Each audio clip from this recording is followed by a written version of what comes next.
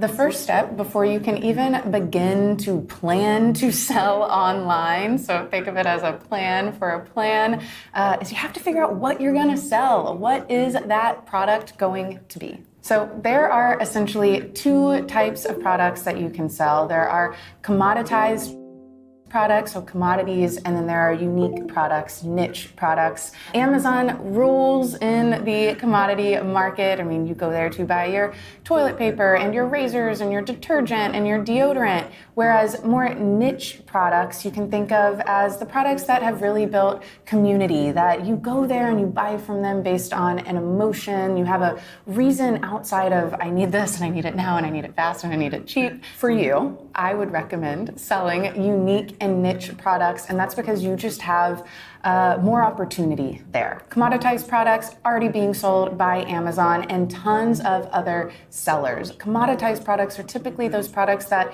maybe a legacy brand with a lot more money and a lot more marketing power can maybe go after those products and figure out a way to get into that market. Again, you think of like the Gillettes or the Old Spices of the world, whereas unique products give you the opportunity to come into market and really build a community based on the product that you've produced. On top of that, when you sell a unique product, nobody else is selling it. So you aren't competing against other people just for the exact same audience, or if you do decide to sell on Amazon, for that coveted buy box. The three main ways for you to find and source products or find a niche that's really, really good for you is one, find or identify products that solve a real problem. Or find or identify products that already have a community that other people are passionate about, or that perhaps you in particular are really, really passionate about. Or the third method is hop on a trend really, really early, and we'll talk through kind of how you can do that. All right, so first, let's talk about brands that are selling products that do a really, really great job at solving a problem. So our first one is a brand that I've been following for a really long time and really, really love, and it is called Sunbum. They now have really expanded into other product lines, but when they first started, they were selling sunscreen.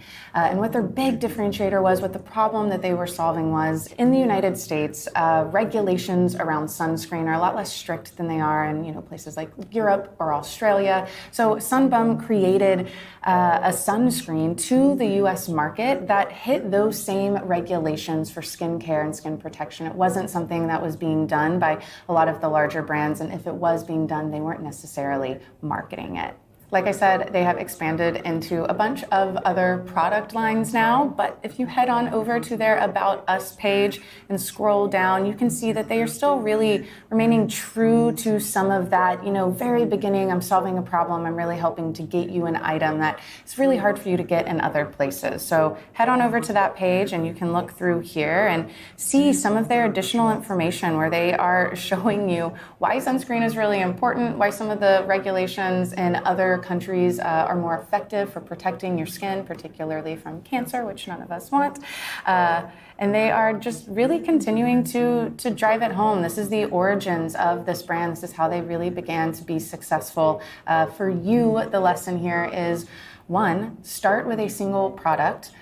Figure out a way that product solves a problem for other people, and then as you grow and as you expand, very similar to Sunbum, then you can begin to expand into other product areas that are complementary to that original story, that original problem that you were trying to solve.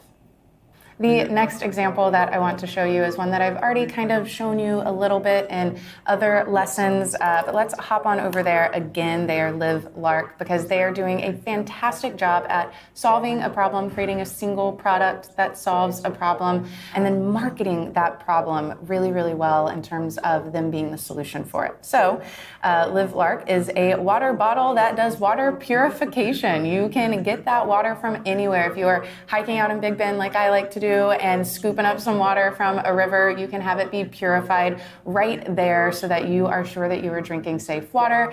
This is also really great. I live down in Austin, Texas, where due to some floods not too long ago, our water system was not fantastic for a little bit. This would have been something really, really great to use as folks were getting a bunch of water bottles off the shelves. Lark has done just a really amazing job at creating a single product that solves a real problem for folks throughout the country.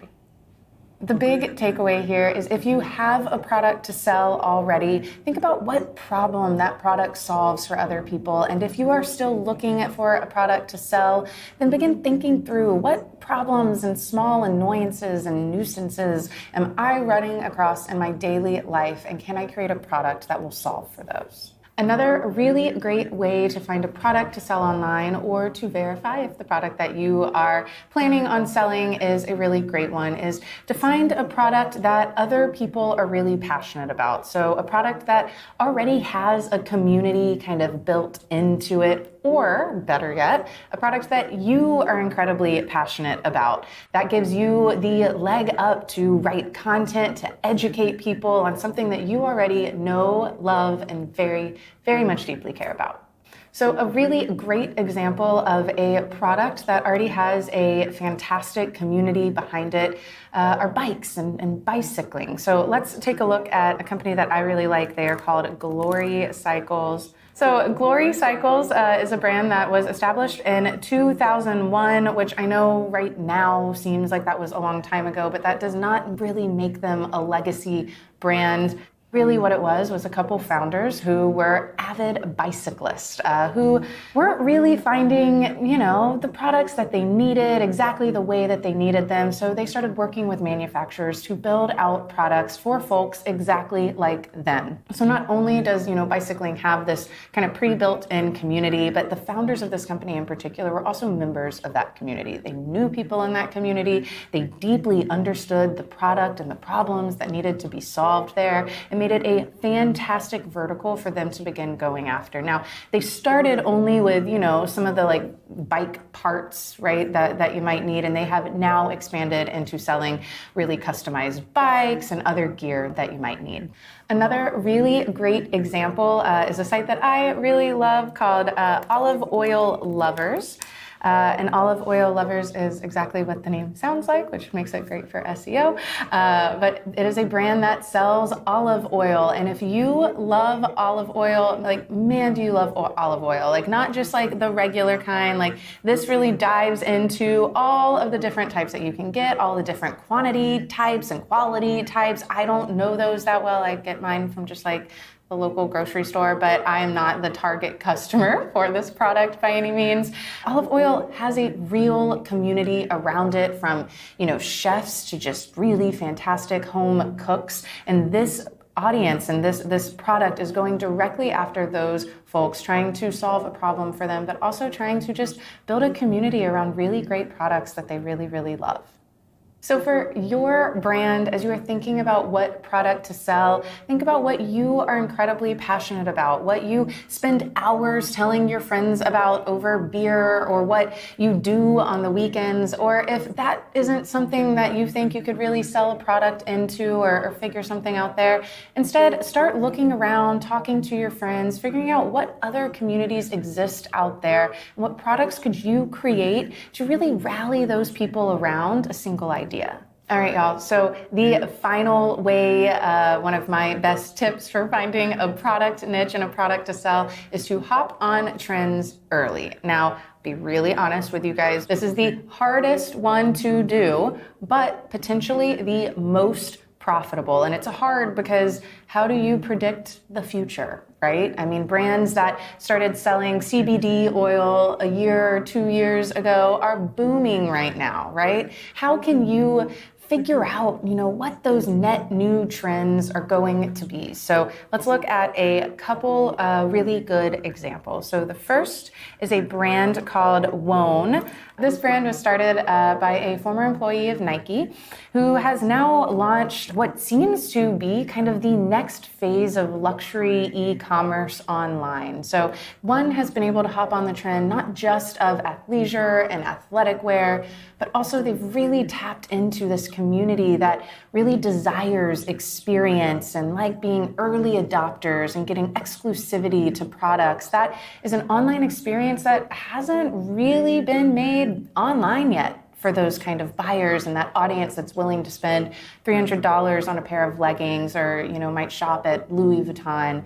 They don't have a lot of experiences online, and One has been able to come in and create that luxury offline experience in an online environment. Another really great example is Hyphen Mattress. Now, everybody has heard of, I don't know, name your favorite mattress company, whether it's like Casper or I think Parachute just launched a new one. Hyphen is another company that pretty early on launched a mattress. I actually own this mattress. It's very, very good. But besides that, Hyphen Mattress is actually a direct-to-consumer version of their parent company, which is Diamond Mattress. Right? So they pretty quickly, early on, saw the success that Casper and other brands were having and said, oh, like we actually have a product for that, right? Now, the product that they had wasn't necessarily a foam mattress that could easily be wrapped up into a package that could be delivered to your door. So they had to go in and do some product testing and make that come to life. But the trend was there. People were beginning to buy mattresses online. And because they moved quickly and they hopped onto that trend, they were able to get a share of that voice and get a share of that revenue. So for your brand, what's the takeaway here? How do you find early trends? Honestly, the best answer to that is to, when you have an idea, follow through on that idea. If you see that there's an opening in the market, go for that. The only difference between a brand like Hyphen or a brand like One is that the founders went after it. They saw a trend, they saw the opening in the market, and they created an experience and a product that fit that. This is not a strategy that would work for people who rest on their laurels, right? Who aren't willing to put the work and the effort into it. So as those ideas come up, as you're, joking around with friends, oh, I wish there was XYZ product or XYZ product, those are really great product ideas to begin putting a little bit of your time and effort and strategy behind in order to bring those to market so that you are ahead of the trend. Beyond that, there are a few tools that can help you do this. Google Trends is a really great one. You can head on over there and type in a few keywords and you'll be able to see some of the search terms that are beginning to trend on Google, and that can give you a fantastic indication that if more people are beginning to search for this particular item, especially if you see it's like a very high lift and a lot of people are really beginning to search for it, it's probably a really good idea to go ahead and create a product around that. Let's look real quick at one though. So CBD is a fun one to look at because it has really only begun booming. So you see over here, beginning in 2016, there was like hockey stick growth for the amount of searches for this product. So again, that shows that it is a fantastic indicator for a product that you probably want to sell. There's more market demand for it, more consumer demand for it, which means you can create a product and get your product in front of those people faster than you could if maybe you're going after a community or if you're trying to build a product that solves a problem. Again, hopping on trends is probably the harder way to find a product, but typically one of the ones to become more profitable and successful more quickly. Once you've decided which product you want to sell, then head on over to the next lesson where we're going to walk through market viability for that product. The next step after you figure out what product you're going to sell is figuring out, is this product viable? Is it viable to ship? Is it legal to